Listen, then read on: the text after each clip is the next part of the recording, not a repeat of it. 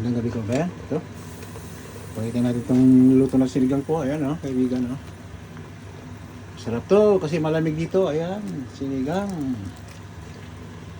Ang walang katulad na sinigang. Diba? Sarap po yan. Lagyan na po natin itong ating siling panigang. Ayan po.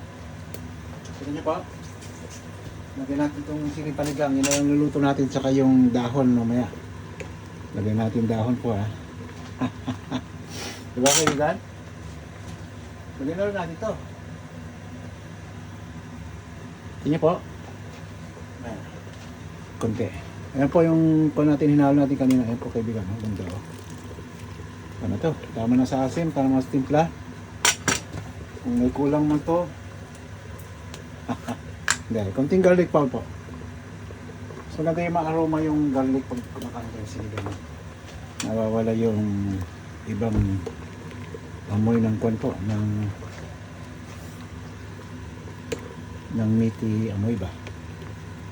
Ayan, tingnan po ang ganda na kaibigan ayan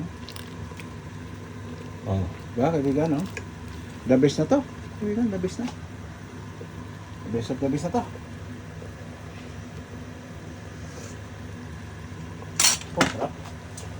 sarap kaibigan,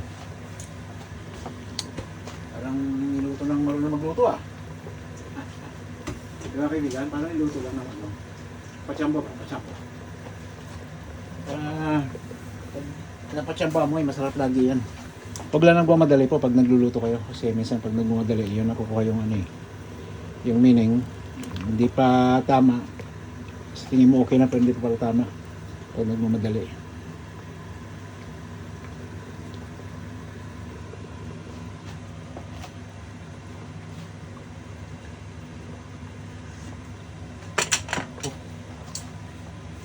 Sarap na.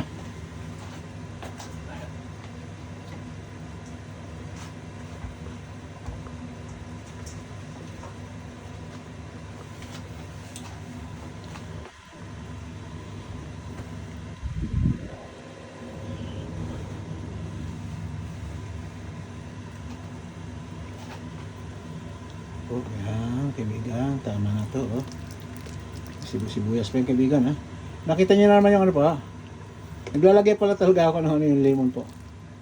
May lemon yan saka sinigang mix.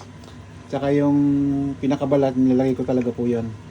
Kasi pansin ko, ang sarap ng amoy ng sinigang nyo. Pagka yan ang nilagyan nyo. Parang pinaka-perfume ng sinigang yan Di ba kaibigan? Kailangan pag kinain yung sinigang nyo, kakaiba. Hindi yung basta sinigang lang.